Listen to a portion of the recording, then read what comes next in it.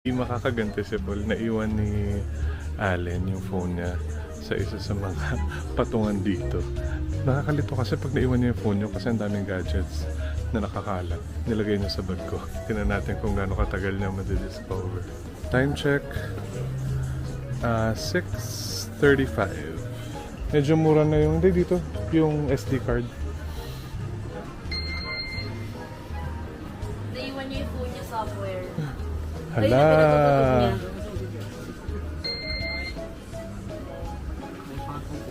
Ang kanino mo. Hala ka. Nakainino. Huh? Nasa iyo ba? Prank ba? Nice one, nabalikan ka. O, diba? May patong ko. Uy! Tapos pinatay mo pala ko. Hindi ako marunong nun. Ang bilis ha. Parang Balik lang yan. wala pang 5 minutes ha. Congratulations. Kaya pala nakalabas yung camera niya. Kanina pa. Sabi naman ko. Nabiktima ka ni Ninong. Si Ninong din nakakuha nun. Nakita ka na sarili mong prank. Ayan. Karma is fast.